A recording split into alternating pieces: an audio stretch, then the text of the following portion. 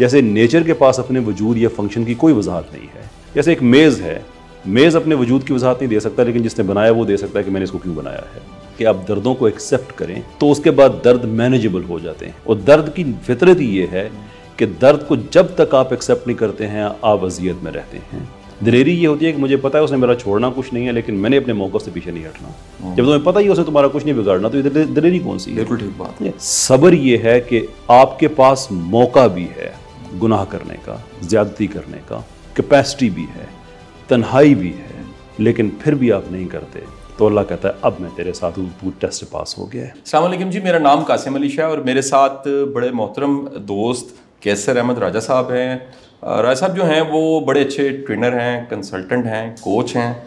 ایک عرصہ سے میں ان کو فالو کر رہا تھا, فیڈ بیک نہیں دے سکا. آج ہماری پہلی ملاقات ہے اور ملاقات کے چند ہی لمحوں کے بعد ہم اس کیمرہ اور اسکرین پہ موجود ہیں, بات چیت کر رہے ہیں. کیسر صاحب کے جو نظریات ہیں وہ میں فالو بھی کرتا رہتا ہوں. ان کی ایک اپنی فالوئنگ ہے, ایک اپنی کلاس ہے. ہمارے بڑے ایسے شاگرد ہیں جو میرے شاگرد ہیں اور ان کے بھی شاگرد ہیں, اور ان کے ساتھ ایک غائبانہ تعلق ہونے کے ساتھ ساتھ ایک محبت بھی ہے کہ یہ جو کام کر رہے ہیں وہ بڑا ہٹ کے کام ہے, بڑا منفرد کام ہے. میرا ایک بڑا ہی پسندیدہ موضوع ہے اور وہ موضوع ایک کوٹیشن ہے جس کے ساتھ وہ جڑتا ہے, اس کو ایکسپلین کرنا بڑا آسان ہو جاتا ہے.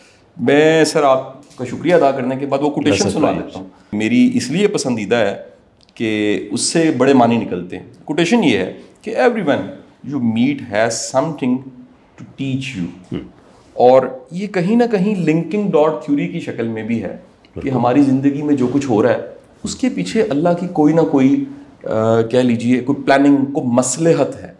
میں جو آپ کے ساتھ ساری ڈسکشن کرنا چاہ رہا ہوں بلیور ہوتے ہوئے لنکنگ ڈاٹ تھیوری کا, میں مانتا ہوں اس کو, جس کو اسٹیو جاب نے بھی بڑا ایکسپلین کیا. دنیا کے بڑے بڑے برینز, دماغ ایسے آئے ہیں جنہوں نے بتایا کہ جی ایک واقعہ جو ہوتا ہے وہ کسی اور واقعے سے پھر ایکسپلین ہوتا ہے, اور ہم جس کو سمجھ رہے ہوتے ہیں کچھ نہیں ہے, اس کے پیچھے بھی کوئی حکمت ہوتی ہے. اور قرآن نے اس کو ایک بڑی خوبصورت آیت ہے جس کا مفہوم یہ ہے کہ عین ممکن ہے جس چیز کو تم ناپسند کر رہے ہو وہ تمہارے لیے بہتر ہو, اور جس کو تم ڈس لائک کر رہے ہو وہ اپوزٹ وہ فائدہ مند ہو.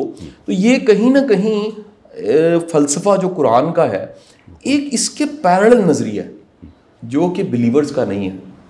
وہ لاز آف نیچر کو مانتے ہیں, وہ انسانی سائیکالوجی کو جانتے ہوئے, جو کتاب ہے man search of meaning Viktor Frankl کی, وہ اس کو فالو کرتے ہوئے بتاتے ہیں کہ انسان کے ساتھ جو بھی ہوتا ہے اس کو تسلی تشفی تبھی ہوتی ہے جب وہ اس کے کوئی معنی دے لیتا ہے. یعنی اس کو کوئی نام دیے بغیر, ایون کہ غم کو بھی کوئی نام دیا جائے کہ اس میں شاید یہ حکمت تھی, غم کم نہیں ہوتا, تسلی نہیں ہوتی, تشفی نہیں ہوتی. تو ہم اس کو کیسے جسٹیفائی کر سکتے ہیں؟ کیا یہ لاز آف نیچر میں سے ہی ہے, یعنی اس کا کوئی دین کے ساتھ اور خدا کے ہونے کے ساتھ تعلق نہیں ہے, اور کیا اس کا تعلق جو ہے وہ کہہ لیجئے کہ ایک پوری ایک سائنس ہے اور پیچھے کچھ چل رہا ہے جس کا مینیفیسٹ ہوتے ہم اس دنیا میں سارا کچھ دیکھ رہے ہیں؟ تو پہلے تو بہت شکریہ, آپ نے اتنی عزت بخشی. دیکھیے میں آپ کی آخری بات سے سٹارٹ کرتے ہیں کہ laws of nature versus God یہ کوئی سنجیدہ بحث نہیں ہے, کیونکہ اس میں ایک پریزمپشن ہے کہ خدا اور نیچر کو شاید مقابلے کی طاقتیں ہیں, جبکہ ہمارا یہ ویو ہے کہ نیچر اللہ تعالیٰ کی تخلیقات میں سے ہے اور اس کے اپنے لاز ہو سکتے ہیں جو اللہ تعالیٰ کے بنائے ہوئے ہیں, اور یہ پرفیکٹلی کنسسٹنٹ ہے ہیومن ایکسپیرینس سے اس اعتبار سے کہ دیکھیں جو کنٹینجنسی آرگومنٹ ہے وہ جو دو میجر چیزیں پازٹ کرتا ہے ان میں سے ایک یہ ہے کہ جو چیزیں نیسیسری نہیں ہوتی, کنٹینجنٹ ہوتی ہیں, ان کے پاس اپنے وجود یا اپنے فنکشن کی کوئی وضاحت نہیں ہوا کرتی.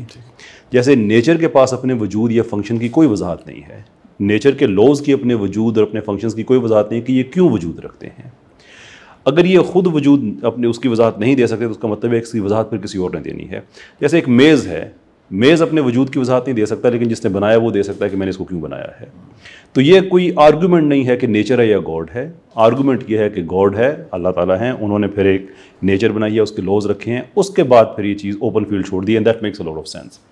کیونکہ اگر یہ صرف بلیورز کے لیے اسپیشل ٹریٹمنٹ ہوتی, دوسروں کے لیے اور ہوتی, تو معجزہ تو اسی کو کہتے ہیں.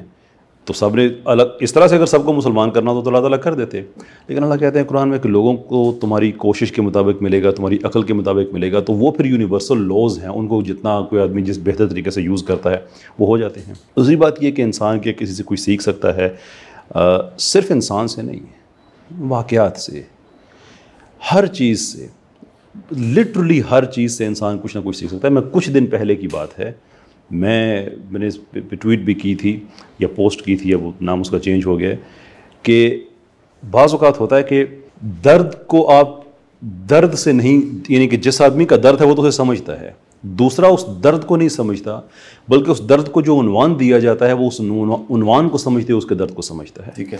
میں یہ اوبر کریم ایک سروس میں نے ایسے لی تھی، تو رستے میں ڈرائیور مجھے کہتے ہیں کہ میں پیٹرول ڈلوا لوں. ویسے تو ہوتا ہے کہ وہ سواریوں کے ان بٹوین ہی کرتے ہیں. میں نے کہا جی ڈلوا لیجیے.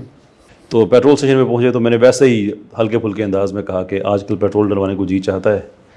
کہنے لگے یہ نہیں، جی تو نہیں چاہتا، لیکن مجبوری ہے، کیا کریں. جو ان کا اگلا جملہ تھا جب پیٹرول گاڑی میں ڈالا جا رہا تھا، وہ کہتے ہیں کہ اس پہ بھی پیٹرول اسٹیشن والے ڈنڈی مارا کرتے ہیں، کبھی مقدار پوری نہیں ہوتی، کبھی کوالٹی اچھی نہیں ہوتی، تو اس قیمت پہ ہمیں جو فیول ملتا ہے وہ بھی ٹھیک نہیں ہے. تو یہ بالکل ایسا ہی ہے جیسے مرے ہوئے شخص کے ساتھ ریپ کیا جائے. ہائے ہائے اللہ اکبر، میرے رونگٹے کھڑے ہو گئے کہ اس درد کو جو عنوان اس نے دیا ہے. اب میں سمجھ گیا ہوں کہ آدمی کیا کہہ رہا ہے. تو سیکھ تو آپ کسی جملے سے سکتے ہیں، کسی پودے سے سکتے ہیں، کیاریوں سے سکتے ہیں. قدرت کا نظام پورا، اللہ تعالیٰ کی یہ وحدانیت کے بارے میں ہمارے شاعروں نے بڑا بڑا کام کیا، صرف باغ کی مثال کو دیکھ کے کہ کیاریوں میں پانی ایسے ہے جیسے وہ طواف کر رہی ہیں، اور یہ سو فورس. تو شور سیکھنا تو بڑی نیچرل چیز ہے کہ انٹریکٹ جتنا انسان کرے گا اتنا سیکھے گا. کیسے کوئی معنی دیا جائے ہونے والا واقعہ؟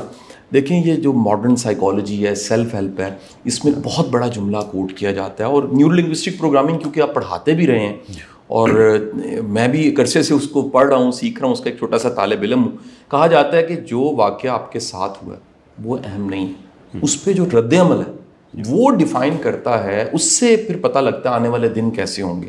تو یہ جو ہمارا رسپانس ہے، نوٹ ریئیکشن رسپانس، کیا کسی بھی برے سے برے واقعے کو نام دیا جائے کہ وہ ہمارے لیے کوئی اچھے نتائج لے کر آ جائے؟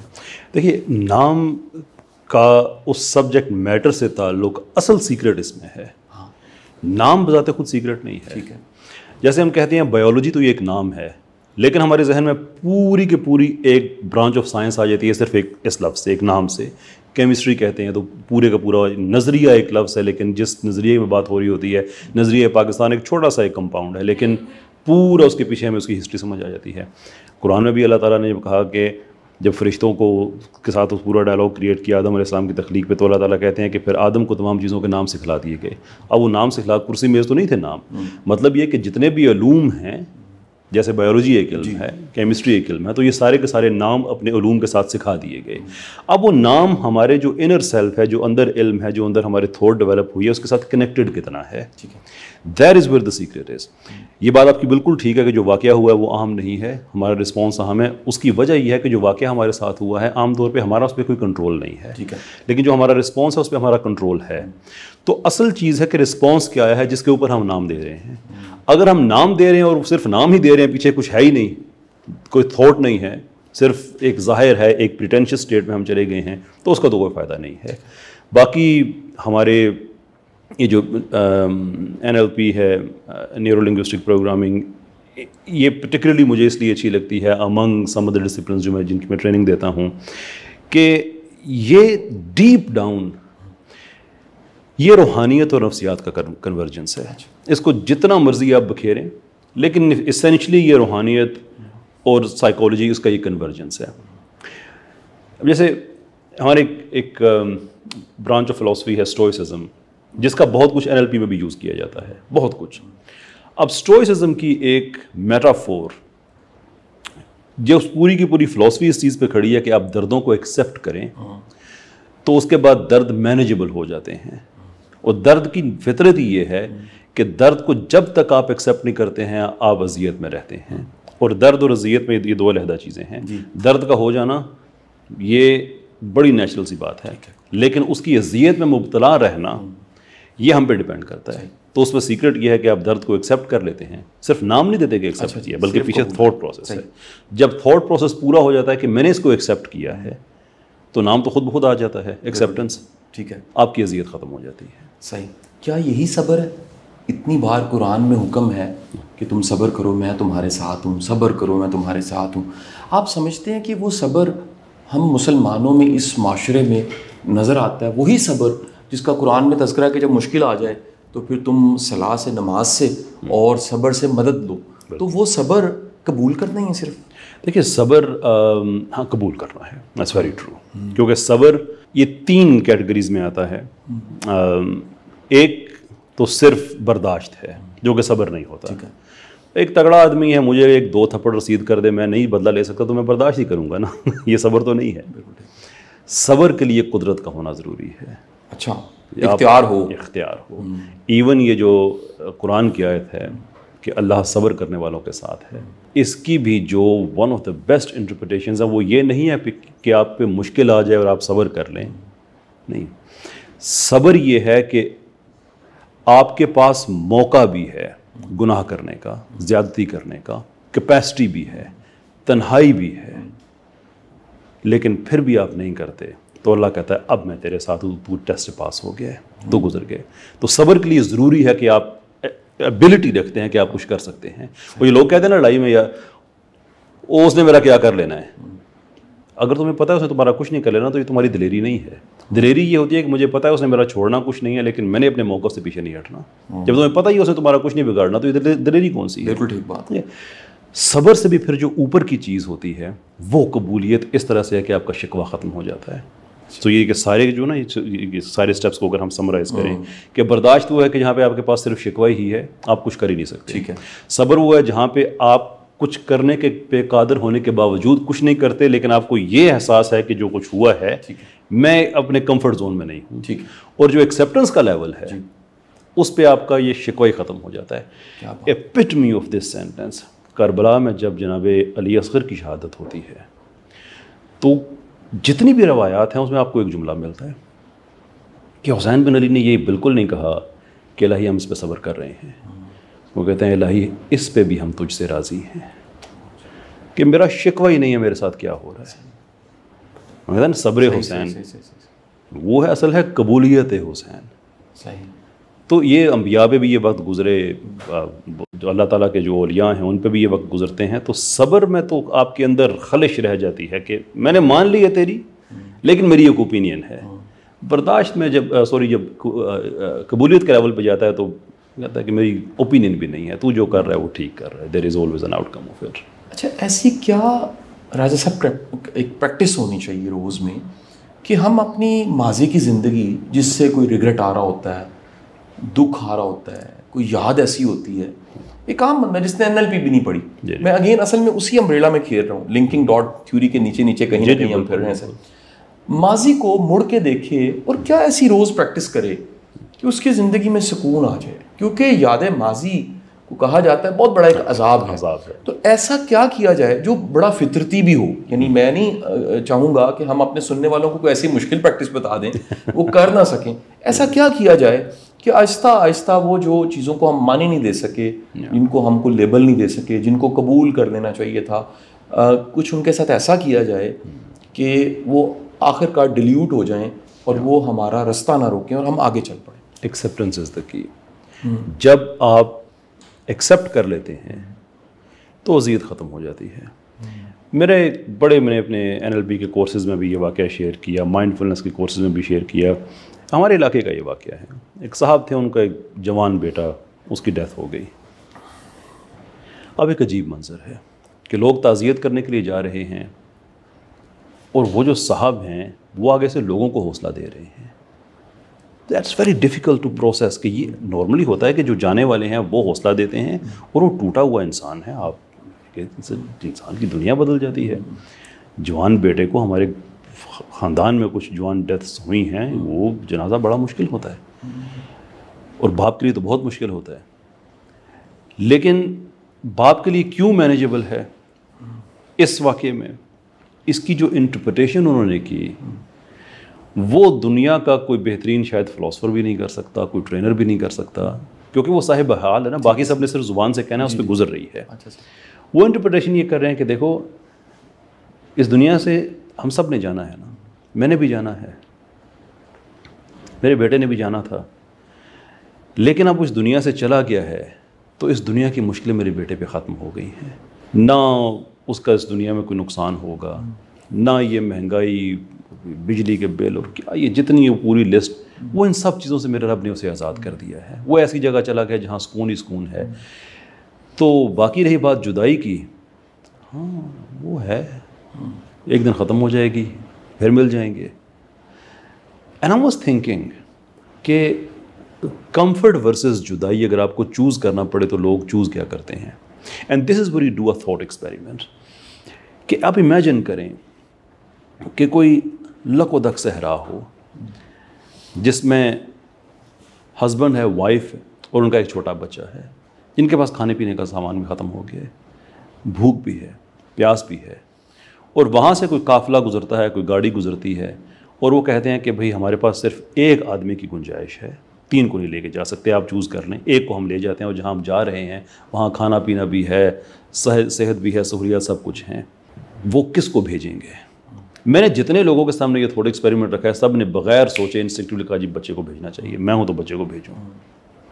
It just makes me wonder کہ کیا یہ جو صاحب اپنے بیٹے کی ڈیتھ کی انٹرپریٹیشن کر رہے ہیں, is there any different, کہ وہ کہہ رہے ہیں کہ اس لک و دک صحرا سے وہ آزاد ہو کے ایک اچھی جگہ پہ چلا گیا ہے, تو میں اس کو اس عذاب میں اس لیے رکھتا کہ میری آنکھوں کے سامنے رہتا, میری آنکھوں سے دور ہو گیا تو آزاد ہو گیا نا, اچھا ہے, صحرا میں بھی تو یہی کرتا. This mindset of accepting it, اسے انہوں نے اس چیز سے آزاد کر دیا ہے. ہم روحانی تو بھی یہی کہتے ہیں کہ جو ہو گیا وہ تو ہو گیا, اب آپ نے اس کی انٹرپریٹیشن کرنی, تشریح کرنی ہے. الٹیمیٹلی یہ بات تشریحات کا معاملہ ہے کہ جس کی زندگی میں جو کوئی دکھ بھی جیسا بھی ہے آپ پہ ڈپینڈ کرتا ہے, آپ اس کی اچھی تشریح کریں یا آپ اس کی بری ترین تشریح کریں. اگر اچھی تشریح کریں گے آزاد ہو جائیں گے, جتنی بری تشریح کریں گے وہ سوچ کو آپ کو اتنا ہی, اور یہ معاف نہ کرنا کسی کو, ماضی کے معاملات میں الجھے رہنا, اصل میں یہ سوچ کی وہ جیل ہوتی ہے جس میں انسان نے خود کو قید کر کے رکھا ہوا ہوتا ہے. وہ چابی بھی آپ کے پاس ہے, so what should one do, خود کو آزاد کر دے یا قید رکھے. اچھا, ایک ایسی چیز جس کو انٹلیکچولی بہت زیادہ ڈسکس کیا جاتا ہے کہ آپ کا دکھ ہے, چیلنج ہے, تذکرہ کریں تاکہ وہ پین کم ہو جائے نا سر, کسی کے ساتھ شیئرنگ سے کم ہو جاتی ہے. اور ایک طرف سر کہا جاتا ہے کہ شکوہ بھی نہیں کرنا, زبان بند کر لینی ہے اور صرف اس کو اپنے سینے سے لگائے رکھنا ہے. آپ زیادہ بہتر سائنٹیفک نفسیاتی طور پہ صحت مند کس پروسیس کو سمجھتے ہیں کہ کہاں شیئرنگ کر دینی چاہیے اور کہاں پر شیئرنگ نہیں کرنی چاہیے, بس اس کو سنبھال کے رکھنا چاہیے اور اس کو صرف اپنے رب کے ساتھ ہی بات کرنی چاہیے دکھ کے بارے میں؟ دیکھیں, تذکرے کے تو میں حق میں ہوں کیونکہ یہ مختلف لیئرز ہیں لوگوں کے. کچھ لوگ ہوتے ہیں کہ وہ اس چیز کو پروسیس کر کے اپنے اندر ہی اپنے رب کے ساتھ تعلق زیادہ مضبوط کر لیتے ہیں, اپنے اندر گہرائی زیادہ لے کے آتے ہیں. لیکن یہ ہر ذہن کے بس کی بات نہیں ہوتی, ہر ظرف کے ذہن کی بات, یہ اس کے بس کی بات نہیں ہوتی. بہت دفعہ ایسا ہوتا ہے کہ آپ کو جو اکثریت جو لوگ ہیں کہ آپ بات چیت کریں, لیکن بات کس سے کریں از دی امپورٹنٹ. یہ اس سے زیادہ ضروری ہے کہ دنیا میں جب LLB کر رہا تھا یونیورسٹی آف بیڈفورڈ شائر میں, تو ہمارے ایک ٹیچر بڑی ریمارکیبل بات ہمیں بتائی. کہتے ہیں کہ جو لائرز ہوتے ہیں نا, یہ ڈاکٹرز کی طرح ہوتے ہیں, تو فیلڈز ہی علیحدہ علیحدہ ہیں, کیسے ہوتے ہیں؟ کہنے لگے میں سمجھاتا ہوں. کبھی کبھی آپ ڈاکٹر کے پاس جاتے ہیں اور ہلکا سا آپ کو نا ایسے کٹ لگا ہوا ہوتا ہے, تو آپ کو بتاتا ہے کہ یہ بڑے ٹائم سے میرے پاس آ گئے ہو, یہ جو چھوٹا سا کٹ لگا ہے نا, اس زخم کے اندر اگر اینٹی باڈیز شامل ہو جاتی اور وہ تمہارے خون میں اندر وہ شامل ہوتی تمہاری بلڈ سٹریم کے اندر, اور تمہارے دل کے پاس اگر اس کی کلوٹنگ ہو جاتی, تمہارے دل کے اندر خون نہ جاتا, تمہیں ہارٹ اٹیک ہوتا تو مر سکتے تھے. لگا کیا ہے؟ کٹ. دکھا کیا رہے ہیں؟ تو مر سکتے تھے. اور ایسے ہی کچھ ڈاکٹر ہوتے ہیں کہ اگر کوئی آدمی آپ کا سر بھی کاٹ دے, میں ان کی بات کو رپیٹ کر رہا ہوں, کہ آپ کا سر بھی کاٹ دے اور آپ سر ہاتھ میں اٹھا کے ڈاکٹر کے پاس لے کے جائیں, سرجن کے پاس, تو کہتا ہے کچھ بھی نہیں یار, تمہارے کندھوں پہ رکھیں گے, ادھر ٹانکے ٹونکے لگائیں گے, ٹھیک ہو جائے گا. اسے پتہ ہے معاملہ کتنا کمپلیکس ہے, لیکن وہ مریض کو وہ کانفیڈنس دے رہا ہے کہ وہ بات سن کے اس کو ہو گیا کہ ہاں صحیح. ٹھیک. ایسے جب اپنے تو وہ لوئرز کبھی ایسے کرتے ہیں, کبھی کوئی چھوٹا سا کیس آتا ہے تو وہ اتنا بڑا وکیل اس میں سے نکال کے دکھاتا ہے کہ پتہ نہیں میں نہ ہوں تو تمہارا تو دنیا میں کوئی وجود ہی نہ رہے. اور کئی بڑا کمپلیکس کیس ہوتا ہے تو اپنی باتوں سے اپنے جو موکل کو, اصل میں وہ چیز یہ سمجھا رہے تھے. But that is true for every aspect of life. آپ چھوٹا سا مسئلہ کسی آدمی کے ساتھ شیئر کریں تو اس کی بات آپ اس کو اس لیے سنا رہے ہیں کہ میں شیئر کر کے اپنا بوجھ تھوڑا سا ہلکا کرنا چاہتا ہوں, لیکن ملاقات کے بعد آپ خود کو زیادہ بوجھل فیل کر رہے ہوتے ہیں اس کی باتوں سے کہ اس کے پاس کیا پروڈکٹ سیل کرنے کو. تو کس کے ساتھ تذکرہ کرنا, دیٹ از امپورٹنٹ. قرآن بھی تو کہتا ہے نا کہ اہل ذکر سے بات کرو, they understand they deep down understand کہ آپ کو کیا چاہیے.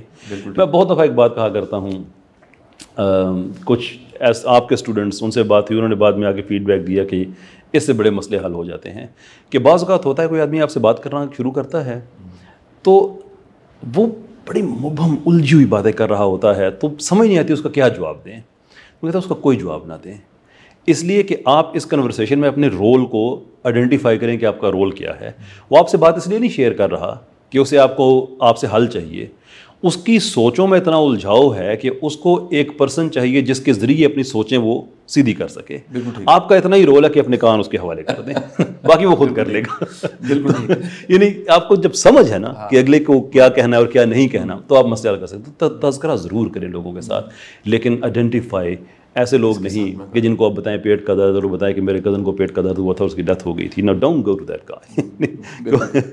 ان لوگوں کے پاس جائیں جن کے پاس آپ کو سن کے حوصلہ ملتا ہے, آپ کے اندر ایک رگر پیدا ہوتا ہے. شور بالکل تذکرہ کریں. بہت بہت شکریہ سر, بڑی مہربانی. ہم نے لنکنگ ڈاٹ تھیوری کو, صبر کو, مشکلات کو معنی دینے کو, اور بالخصوص کہ کس کے ساتھ شیئر کرنا ہے اپنے دکھ کو, اس کو ڈسکس کیا. بڑی مہربانی آپ کی. Thank you ji. Thank you G.